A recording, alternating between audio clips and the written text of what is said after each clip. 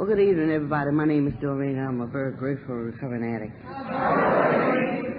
And it's really good to be here, even though I tried like hell to get out of it. And when they called me, I had to go to California, you know. I said, well, I don't think I'll be able to make that because I got to go to California tomorrow, you know. The 2nd or 3rd, something like that.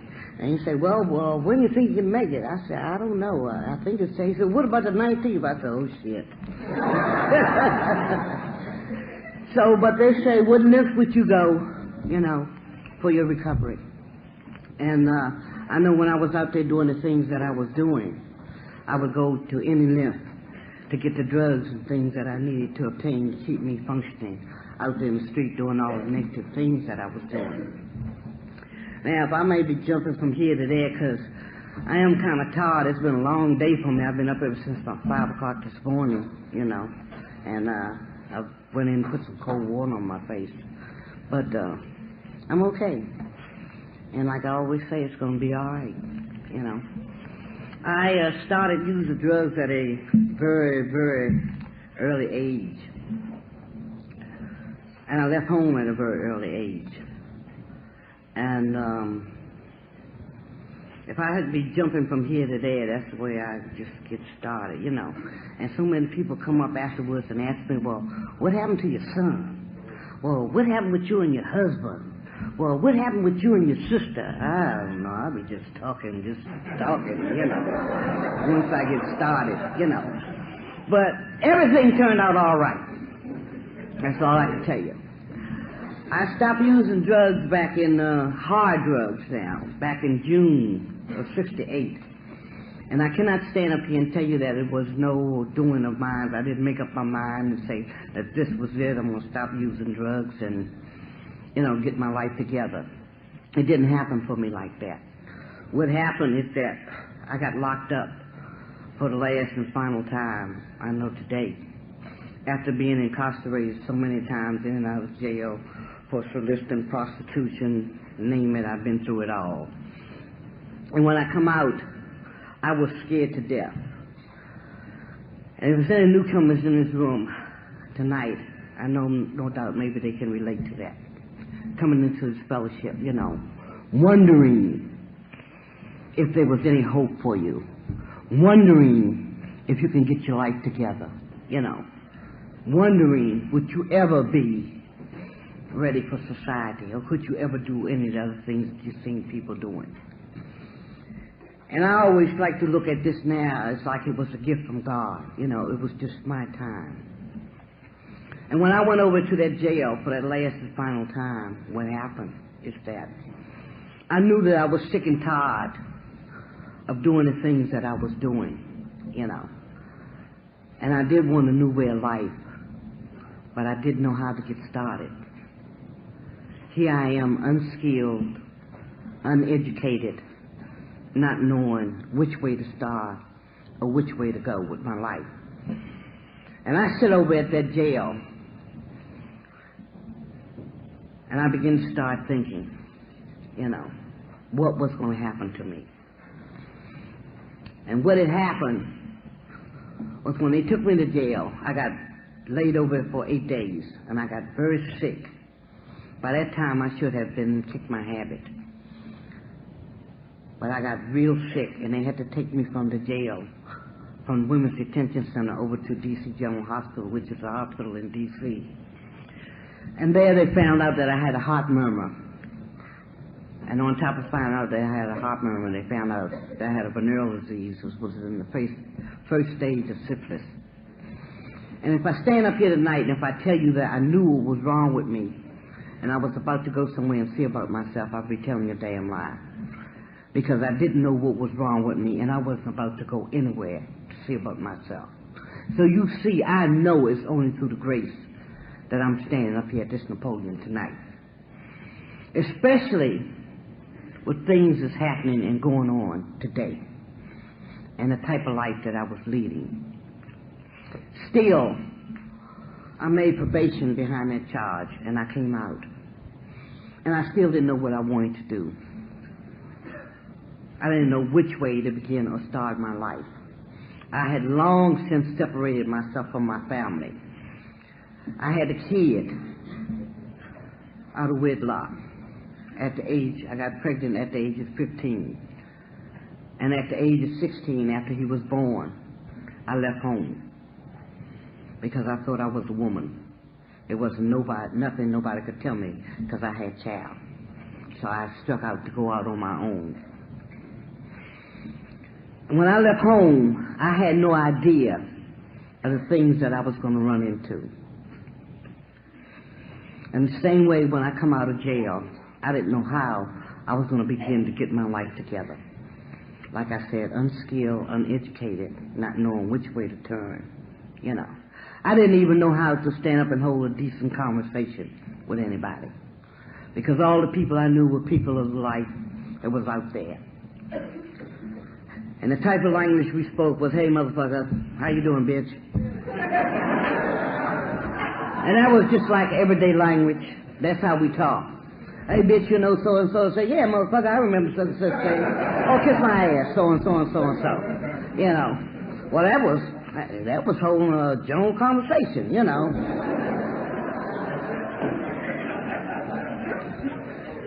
So here again, I was very fortunate. They had opened that women's halfway house in Washington, DC. And it was the first women's halfway house that they had opened up in Washington, DC. And I was one of the first residents in that house. I've never been to any kind of treatment for drugs, no more than getting locked up, coming out, and staying clean for about a month or 2 months. I think I stayed clean the longest for 6 months, you know. And as the story goes, you could always stop, but you never knew how to stay stopped. And when I went to that house, I was scared to death because I didn't know what to do. I hurt. I really hurt, you know. And when I say that I hurt and I really hurt, I mean I hurt with them emotional feelings, which I did not know anything about at that time. I was just all knotted up and tied up on the inside, and I could not talk about anything. I did not know how to talk about Doreen. But anything or anybody else, I could talk about, and I could help you talk about. But when it comes to talking about me, I don't want nobody in my business. I could not tell you the pain of what I was going through with. And now that I look back on my life, I see that I was a very sick girl, even before I started using drugs, even before I even got in my teens. Because at the age of 8 years old, I was accused of being raped. And at that time, I did not get raped. But the humility that I had to go through with at the age of 8 years old, I know today it left a real deep scar on me. What happened was the police came. They took me to the hospital to examine me and everything, and they found out I had not been touched. And they picked the man up and took him through a lot of changes. And they finally let him go when they found I had not been touched. But after that is when the scars really came. People would point at me and say, there go that little girl that so-and-so raped. People would point at me and tell their kids, I don't want you playing with such and such a person. You stay away from her, you know. Or when I went out to play, little boys was pulling at me, making dirty gestures, and I found myself fighting all the time. So I began to withdraw at a very early age. When things began to happen with me, I never did say anything about it. I would just keep it in. And at that age, I began to develop an attitude of, I just didn't give a damn. I just didn't care. At the age of 12 years old, I did get raped. And it was a very brutal rape. I come home with my clothes all distorted, torn, and messed up. And my mom then wanted to know what happened. And I could not tell them. They thought I had been in a fight somewhere. So I got punished for that. But I never did talk about that rape. And I know today why I didn't talk about that rape. It's because what I went through with when I was 8 years old. I imagine I just didn't want to go through that anymore. I started growing up, and like I said, I got pregnant. I left home right after my kid was born. I started prostituting, I started stealing, lying, name it. I've done a little bit of everything under the sun. If there's some things that you can think of, you may say, I wonder if she done that. Yeah, I've done that too. I stayed out there for over 18 some odd years, out in that street, wandering from pillar to post, just blocking out anything, not caring what I did, who I was with, what I did when I was with them, or anything. And like I said, I had long since separated from myself from my family because they did not understand me. Hell, I didn't even understand myself, so how could I expect anybody else to understand me? So here I was out in that jungle all alone, but thinking I was slick or smart and knew everything. It got so bad for me out there, I got down to be as low as any woman could get. I couldn't even stand on the corners and be a good, decent prostitute anymore. That's just how bad I had begun to look. Taking anything from anybody, as long as it was something. It's a good thing I was a thief, because if I wasn't, I wouldn't have gotten anything while I was out there. So you see, when I come out of jail and I went into this halfway house, I was clean. My head was clear. But I was scared. I was frightened to death. Because all them little monsters started popping up. And I wanted to shove them back down. I got in that house, and by me being the first woman resident in that house, they had things to do in the house like putting up curtains and getting the house set up for other girls to come in. And I think I just buried myself in that house, making curtains, washing woodwork, and washing the walls and helping to get the room set up, you know. So I wouldn't have to go out. And when I did go out, I would go out with the counselors. And the counselors were so glad to have me there for experience, because they didn't know what the hell they was doing either. Then I got real close to them. I wouldn't walk half a block without somebody being with me. That's just how frightened I was. After I was in that house for about 3 months, other women began to come in their house. And there were other women who like were my peers. Women I had hustled with, women I had exchanged money with, clothes with, women I had even laid up with. Yes, I've been through the whole bit. And as these women began to come in the house, things had begun to happen to me while I was in that house. Like I took a lot of pride in some of the things I had done in that house. So when women begin to come in the house and they begin to sit down and they take a smoke off a cigarette and the ashtray is here, instead of putting the ash in there, going over, put the ash in the ashtray, they would do it from here. And the ash would fall on the floor. And I would say, look, girl, what is wrong with you? Don't you see that damn ashtray over there? And they would say things to me like, bitch, you must be crazy. This ain't your house. See, this is the government's damn house. But I have to get this ass together. So get up there and bring the ashtray over there and move closer to the ashtray. And they couldn't understand why I was speaking out so about something that didn't even belong to me. And one night the counselors come to me. The head counselor, the director of the house, came to me and said, Doreen, said, you know, we don't have anybody to cover the midnight shift. Said, do you think that you can handle that midnight shift for us until 8 o'clock in the morning? We had about 10 women in the house. And immediately I said, oh, sure, I can handle that shift. Right away. They said, well, okay. So they left out there and left me with the keys and everything to the house. And I went in the office and sat in the office, put my feet up on the desk and talked on the damn telephone like I knew what time of day it was and what was going on and what was happening. And then here come the girls all in the office. We sit down lying about our men, who I bought a Cadillac for and how much money I had. I ain't had shit.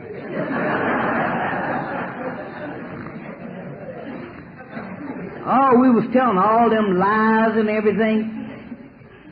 And somebody else says, "Dang, I sure would like to have a cup of coffee." Somebody else says, "I would too." And they said, "Doreen, let's go downstairs and get some coffee." I said, "Well, you know, we ain't got no business down in that kitchen."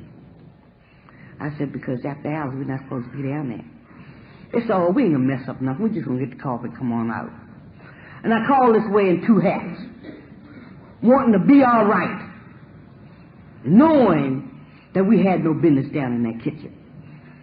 But I took them down in the kitchen and I let them get the coffee. And they got the coffee, and one of the girls said, "Dad, what we have for dinner tonight?" And I'll never forget, we had pork chops, mashed potatoes, and spinach for dinner that night, salad. The girls say, "I'm hungry. I'm going to give me one of these pork chops out here." And I said, "Wait a minute, we said that we just going to get some coffee and then we're going to leave out here. You understand me?" She said, "We're going to test on that food." And the girl said, "Shit, I'm going to give me one of these pork chops. I don't even think about that shit you talking." And before I knew it, my whole thing had changed. I said, "All right, everybody out to the goddamn kitchen. Ain't nobody getting a goddamn thing." And I barricaded the Frigidaire like it was my life. If they touch that Frigidaire, I'm going to kill somebody. So, of course, the girls went on and they said, "Now, see there, you stopped us from getting the coffee. Darn, we just want to get the coffee, and the girls are not going to touch the folks." I said, "Well, get the goddamn coffee and let's get out of the kitchen." And I just stood there just rocking, like I was going to kill somebody. So sure enough, they got the coffee and they got out the kitchen. And I looked around, see everything was in shape like nobody had been down here. So when I come out of the kitchen, lock the door and say, "Whew." But for the first time in my life, I felt loneliness. When them girls got upstairs, they talked about me like a dog. They said they didn't get that bitch a pair of keys and she done lost her mind. That bitch ain't nothing but a police bitch, so and so and so and so. And right then and there, I needed somebody to talk to. I needed somebody to understand me. I needed somebody to be with me. But there was nobody to be with me. And now I know today that that was the God of my understanding working in my life. He had me out there on the desert. And he said, "My child, you are alone out here on this desert." And I felt the pain of humility. And I began to get back. And I couldn't sleep none that night. Next morning when the director come in, she wanted to know what happened. And I explained to her what had happened. No, I told her nothing had happened. And I walked out in the hall and the girls was coming down the steps and somebody said, "There go that old bitch there now." And I run back in the office and I told her what had happened. She said, "Did you learn anything out of that?" I said, "Yes, I did. I shouldn't have opened that door for him." She says, "Okay, good." She come back to me again that night and asked me, would I watch that shift again that night? I said, "Oh, shit." I did not want to go through that. But go through that I must. So that night, I watched the house. And the girls come back that same next night and did the same thing. We sat up and we talked and we laughed. They had forgotten all about the night before. They had forgotten about how they had talked to me and how they had treated me. Like nothing had ever happened. And I sit there. It seemed like my God had me wide open to say, "Look at this story.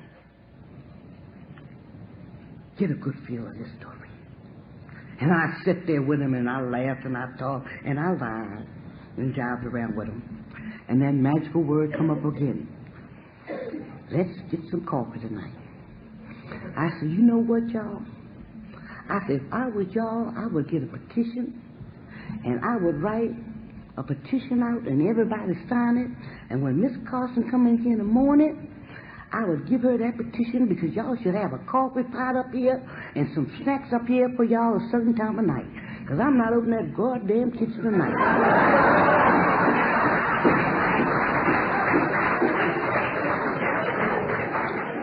And man, this is when the shit just started. If I was something the night before that, you can imagine what I was that night. And here again, I said, the God of my understanding just grabbed me up and held me. And I began to listen to what they were saying. Who does she think she is? She thinks she's so cute. Or she thinks she's so perfect. She act like this her goddamn house, so and so and so and so. But what I was hearing them say, Doreen is changing. Doreen is changing. She ain't going for that bullshit no more.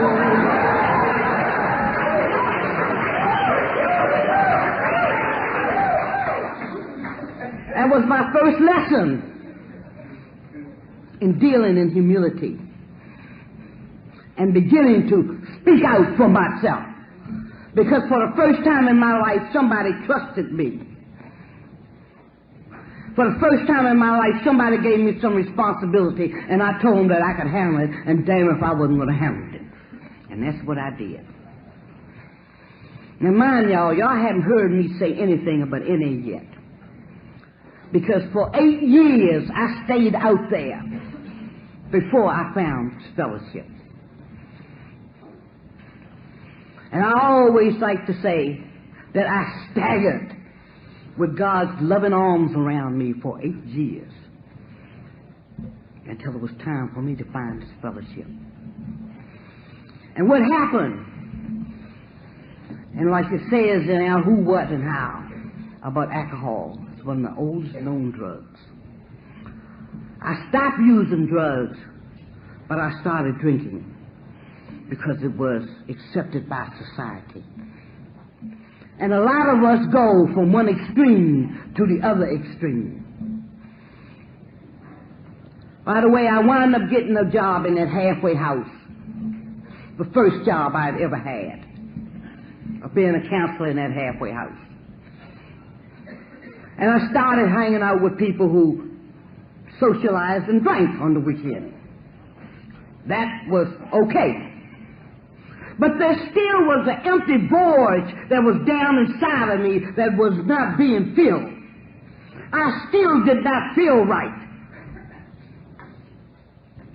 I got a promotion from the halfway house to work down at the central office. And there I had to take on a caseload of drug addicts, practicing drug addicts. Them practicing their hard drugs and I'm practicing my alcohol. That was a hell of a combination. Me trying to tell them what they're doing to their lives, and they're telling me that I ain't nothing but an alcoholic. But what was happening, you all, I was scared. I was scared to death. I needed something to hold on to. I needed something to hold on to. Now, mind you, I haven't begun to really dig deep and deal inside here.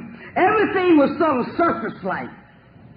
I began to look good on the outside and, look like I'm handling my stuff. I'm not hanging out with the wrong crowd and all this jibber-jabber and stuff, But I was a very lonely individual.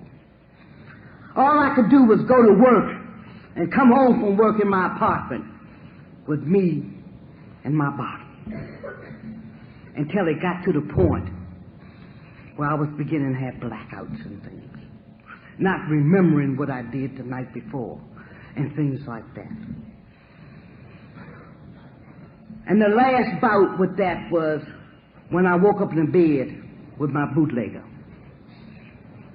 Here's a man standing over top of me, wanting to know, "Well, what you want for breakfast?" I said, "Man, what the hell is you doing in my house this goddamn time of morning?" He said, I'm in your house. You ain't in my house. I'm in your house. You in my house. I said, "Oh, shit." I thought I was home, and I know it was almost time for my husband to get home.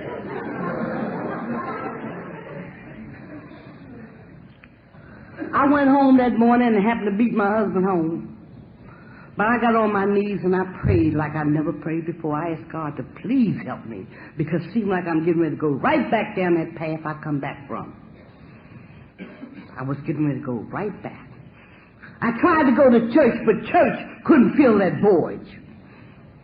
Nothing could really fill that void. What was I going to do? And I thank God, the fellow who's my sponsor today. I started out, and I thank God for that other fellowship who introduced me to the other fellowship. And I began to start going to meetings. And it were meetings like we have. People were sharing their experiences, their strength, and their hopes. The first time I ever heard anybody talk, it was this man at the podium. He was talking, and he was sharing. And this guy looked like a professor. And some of the things that he was saying about himself, I could not believe it. As sharp and as good as this guy was looking, standing up at the podium. And it sort of caught my ear. Because I'm so used to being around people who talk about people, and I'll help you to talk about people, but don't say a goddamn thing about me. And I had to go back to another meeting to find out if this was really true. And I stayed in that meeting, for 2 years. Nobody told me that I could not talk. I talk about every damn thing in there. The women used to shiver when they hear me talk, because I would let it all fall out.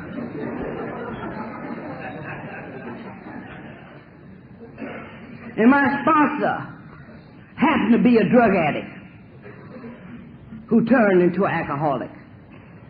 And he told me not to talk about drugs in these meetings. And when they call on me, I say, I can't talk about one without talking about the other, because our drug is a drug is a drug is a drug is a drug.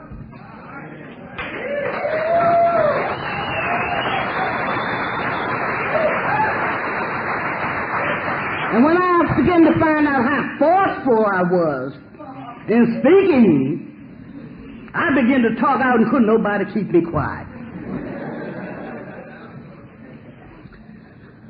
And we said we should have something like this for the drug addicts.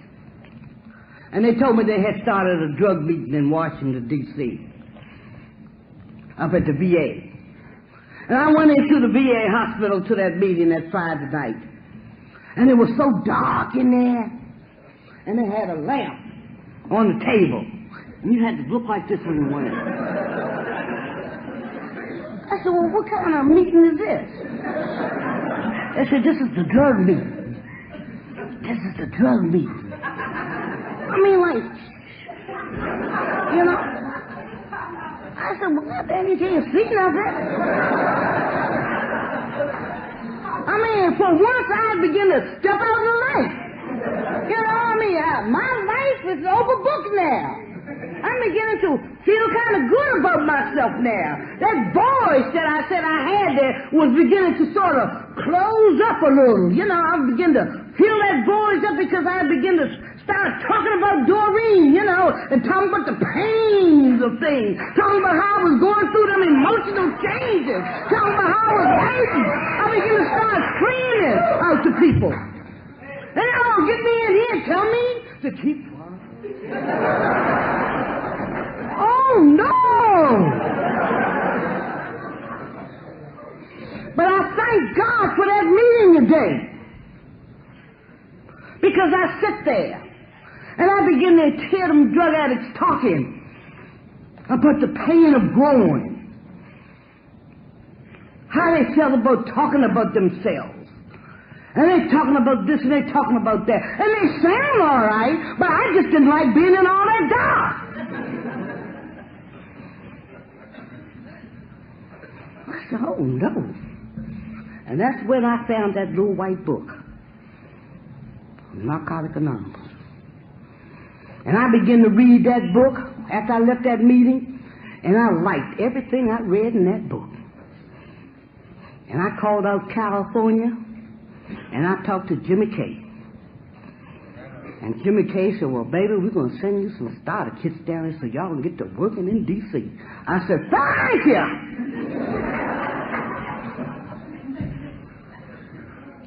And the first meeting we opened up was down in the federal courts of D.C., outside that hospital. I opened a meeting up down there in the federal court. Me and about 5 or 6 other people.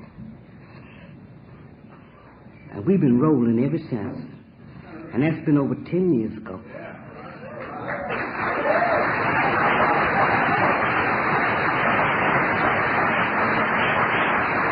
And we don't have no more meetings in the dark.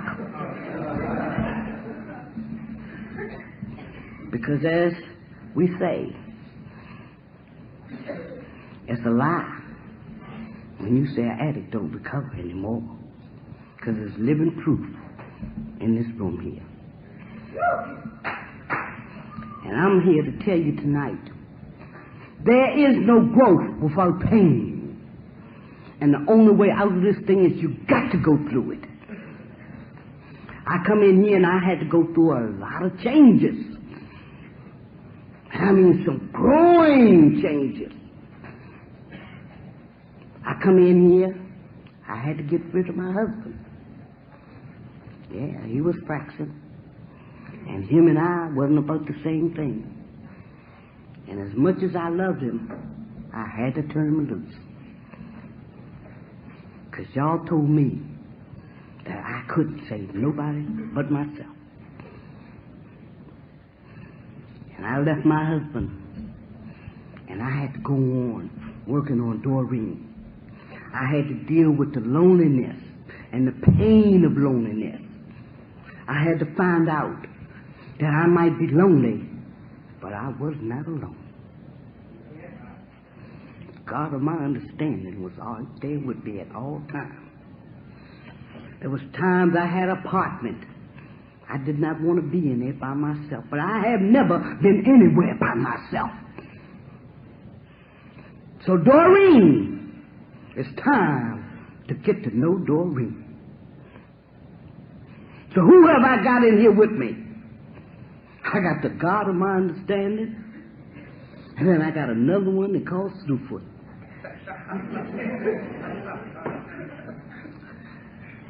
And don't you know I had to battle? I had a battle on my hand with Slewfoot. But as my hope increased, my faith increased, and Slewfoot began to decrease.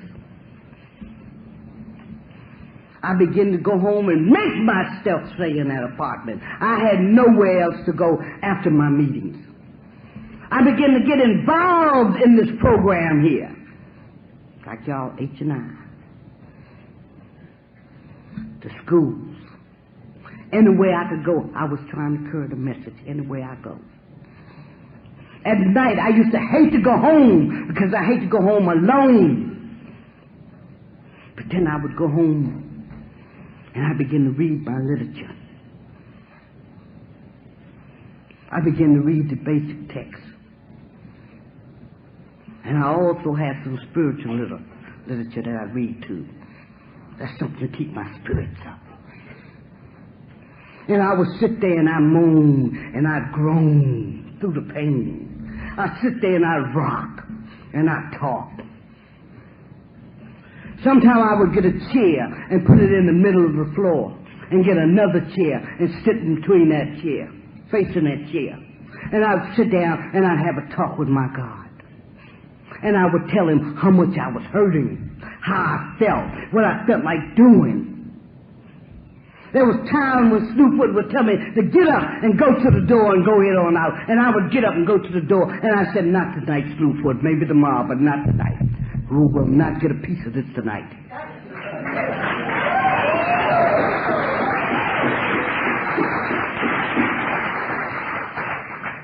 I remember the times I couldn't sleep. I would twist and turn in my bed, and I'd jump straight up in the bed and cut on the light. And me and Slewfoot would sit there on the side of my bed and have a little talk. I defy your ass tonight, Slewfoot. I dare you to come in here messing with me if you want to. Now, I'm tired and I got to get some sleep because I got to go to work tomorrow morning, and you get your ass out of here and get up, open my door and slam it and get back in bed and sleep like hell.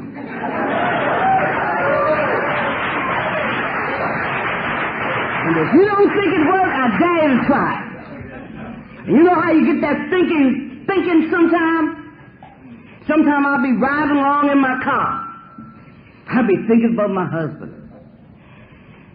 Here I done left the man got another woman, living with another woman. I wanted to go up there and break windows and kick in doors and everything else. And Slewfoot would say, why don't you ride by there? Just go in and take a peek. And I would stop my car and pull it to the curb and say, look, Slewfoot, get out because I don't want your ass riding with me today. Do you understand that? And open all 4 doors on my car, up the hatch, and say, get your ass out of here. And slam the door and get back in my car and keep riding.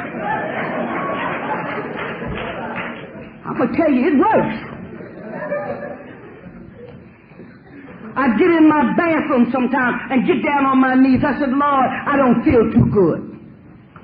I'd look in the mirror at myself. I said, Lord, I don't feel too good. I don't like this lady today. So get down on your knees. I'd get down on my knees in front of the commode. And I start talking. And then I start flushing.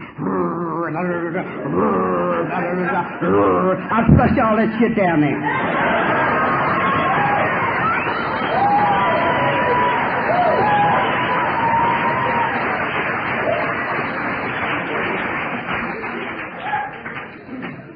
You can't tell me what can't happen if you really try. And of course there's going to be some pain. Because you've got to unlearn and start relearning all over again. And that ain't easy. Here I am, a woman in the prime of my life. Of course I want a man. And I got nerve enough to tell one, out of my way. I had a hell of a lot of nerve, didn't I? 40-some years old. But that's what I had to do. That's just what I had to do. I loved it. I had to turn it loose. And I had to begin to start working and get to know this woman here. My husband and I, we were separated for 5 years. My husband will celebrate his 7th anniversary next week.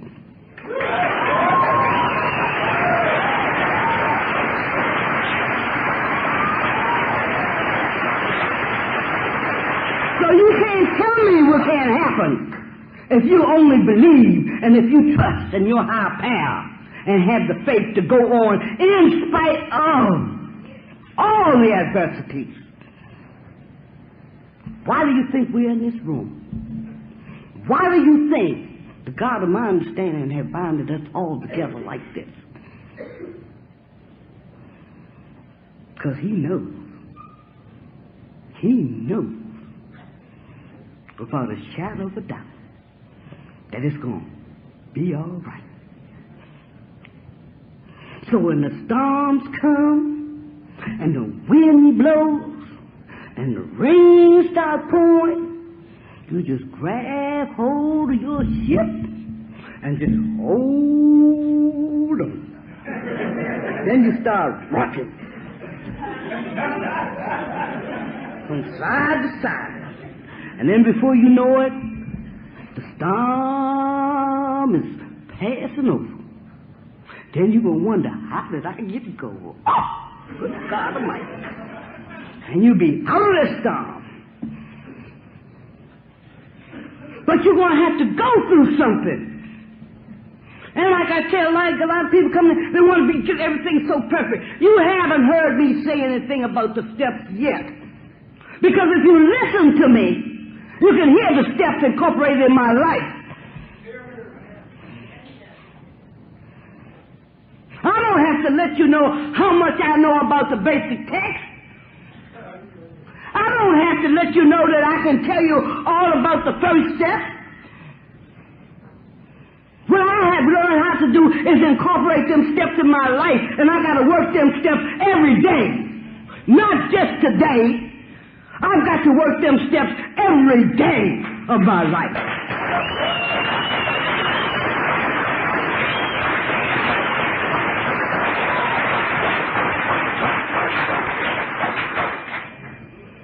You don't forget.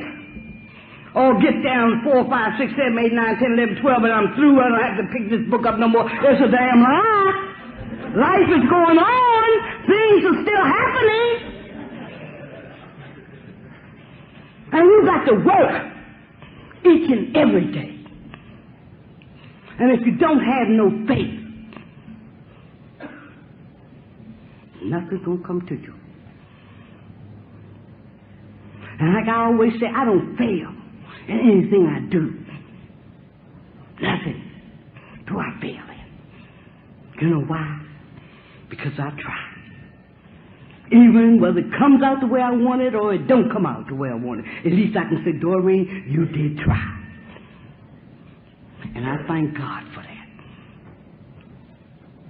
And I thank you people for that. Because it's only through the grace that I'm here. I take no credit for what I got. Because to me, God speaks through people. And I never know when I'm going to walk in this room and somebody's going to give me the message from God. That's how this thing works. When I had to make a decision to leave my husband, I went to a detox meeting that morning. And I'll never forget. It was a rainy, one of them drizzling, one of them good snoofer days. One of them days you could just lay back and just roll in it. And I went into this meeting. And I looked around, and for some reason, that meeting was crowded with women. But it was one particular woman that was in that meeting that caught my eye. And she was a little old lady. And this lady looked like she was about 80 years old, and she was crumbled up, and she had shape so bad. And I kept looking at this woman, and I kept looking at this woman, and I kept looking at this woman.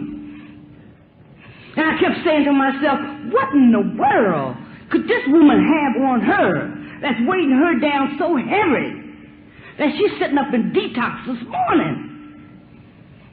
And I kept looking at that woman, and after a while, that woman turned into Doreen. I wasn't looking at her anymore, because there, by the grace of God, go I. Girl, if you don't get up and do what you got to do, you're going to be that little old woman 5, 6, 10 years from now. I jumped up in the middle of the meeting, I said, thank you! I'd run out that meeting, I'd run home, and I'd start pulling my clothes down out the closet, throwing them in my car, and everything. I said, what's going on with you? I said, I got to go. He said, you got to go? I said, I got to go.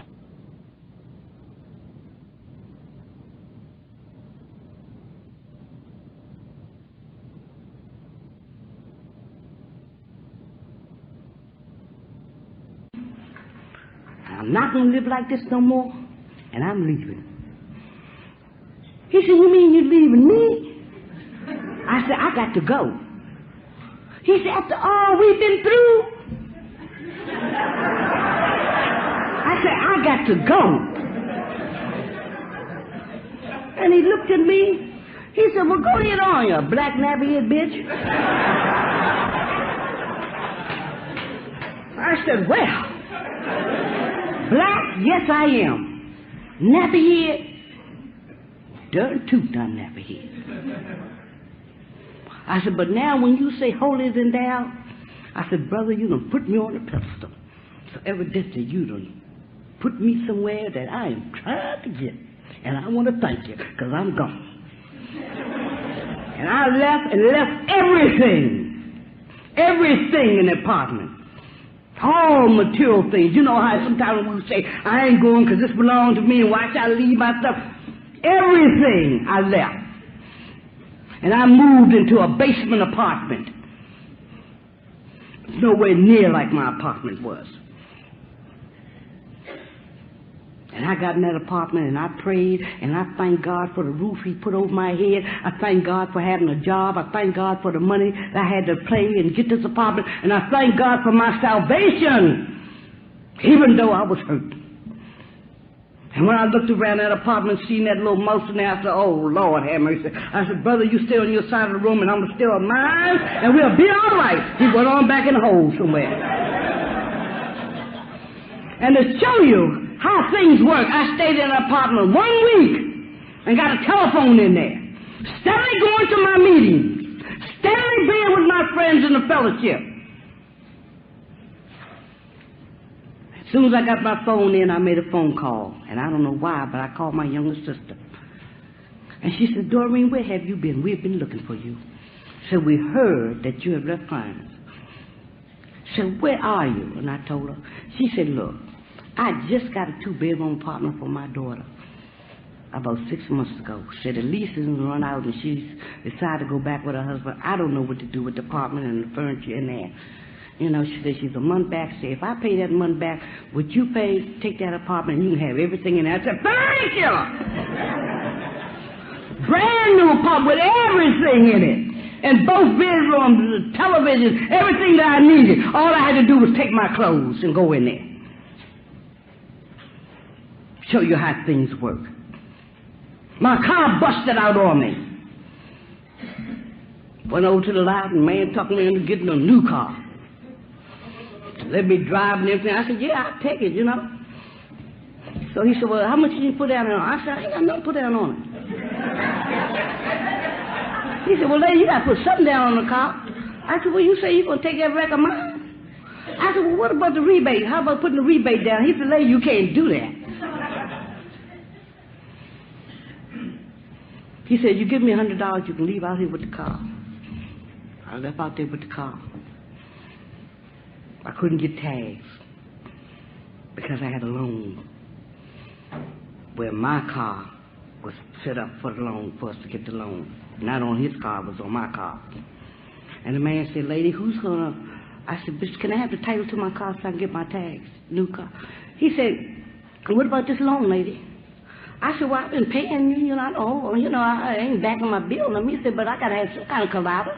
You know, he said, how in the hell did you sell that car anyway? And I got the title for it. I said, well, the man took it and he junked it, did whatever going to do with it. He said, well, lady, I said, well, all right, then thank you. I just have to take this car back. And turned around and walked out the room. And the man said, miss, he said, didn't I see an article on you in the paper about a year ago? I said, yes, you did. He said, that was a beautiful article. He said, how are you doing? I said, I'm doing just fine. Turned around and looked. He said, here, give me the title. I said, thank you! So you can't tell me that things don't work. All you got to do is believe and have the faith and follow on through. And it will be all right.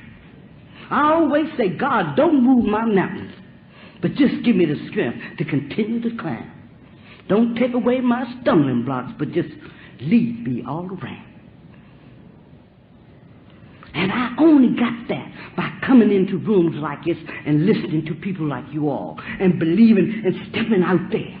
It's all right to make a mistake as long as you don't make the same damn mistake. It's all right to be a fool as long as you ain't that same damn fool. And I'm going to say this and I'm going to sit down. You young ladies and you young men in here, begin to love one another and respect one another. You know? Like a lot of us, we come in here as soon as we 2 weeks clean, or a week clean, or a month clean, boy, we get to feeling our Cheerios. And it's been so long since I've had somebody to tell me how good I look and how beautiful I am that I'm ready to go for anything. And I'm here to tell you, give yourself a chance. I'm 53 years old, and I'm just learning what a wholesome relationship is. I'm just learning how to be with my husband, to sit down in the same room with him, and we hold conversations, and we can talk. I'm just beginning to learn how to have an argument, and we have our arguments, and I think that that's the end of the world. I'm just learning how to speak my mind about how I feel. And we sit and we listen, and he does the same thing without thinking our world is coming to an end.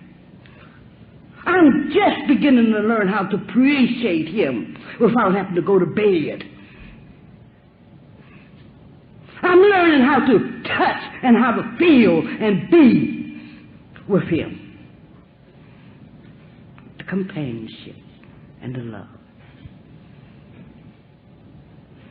And the way things are happening around here today, we got to love each other and give each other a chance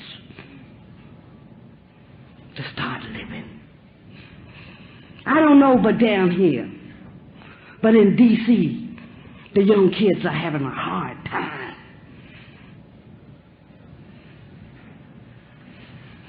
We've got AIDS spreading out so bad in D.C. And kids are dying so fast out there that we have to be good to one another.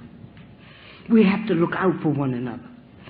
That we're starting an NA AIDS meeting up there. And if y'all want to see a powerful meeting, good God Almighty, that's a powerful meeting. See, things ain't like they was when I was out there. I swear to God, y'all young girls and everything, you look good and everything, but I do not want to be 20 no more. I don't want to go through that shit I done been through. No way in the world. But hang on in here and be good to yourself and be good to one another. And give yourself a chance. And when you begin to get a relationship, let me tell you, come out of the storybooks or the Father Knows Best or the movies and deal with life as it is, not the way it should be or the way you want it to be, but deal with it like it is. And know that you're two separate individuals. And you've got to learn to know one another and to respect one another. And know how to give space when it's time to give space to one another. See, a relationship is not easy. And when they tell you try not to get involved for a year, they mean that not that you don't have friends or nothing like this, but to get emotionally involved. Because when you get emotionally involved, it takes away from you. It takes away from you. I'm so busy into him and what he's doing and how to do this for him, how to do that. Well, what the hell about you? That's like when my husband come into the fellowship. I had to help to get a narrow line meeting started.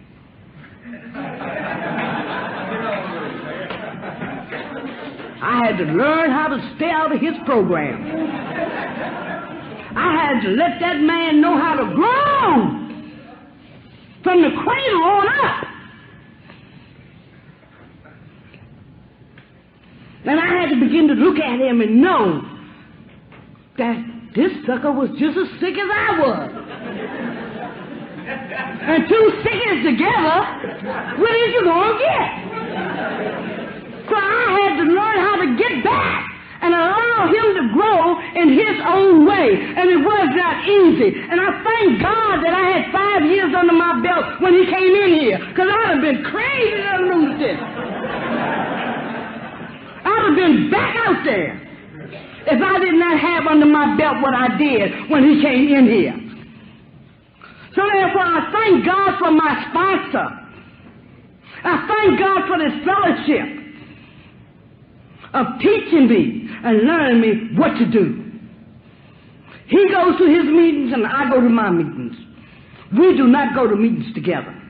Only meetings we go together with is when we go to anniversaries or some affairs or something like this or so. But other than that, we got our own meetings that we go to. And I thank God for that. And like I said, I left from the Bureau of Rehabilitation working as a counselor. I told you I had no education, no skills. I did go back to school, get my GED. I missed it by 1 point. I'm going to go back and see if I can get it off that 1 point in math. And now I'm working as a federal probation officer. So I carry a badge in my pocketbook today. And all that reading and writing, I do have a secretary.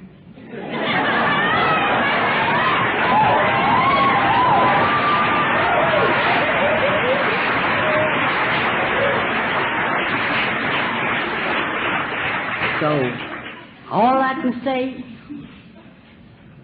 if you only keep the faith, if you only believe, and I mean get down on your knees, and I mean talk. There's no special way to talk to God. Talk to Him. Tell Him what you need. Tell Him what you want. Tell Him. You heard me. I said, tell Him. If anybody knows the story of Job, God told Job, get on up from here and tell me what you want. Whining and panting and crying and crying. Tell me what you want. When I read that, I said, oh, good God Almighty. Tell me what you want. Pray for it, ask for it, and keep on going like you got it. Like you got it. And when you look up, you say, oh, what is this? And you can believe that it will be all right. And I always say, when you know that you know that you know that you know that you know that you know that you know, you better know an ass. And I do know that NA works today.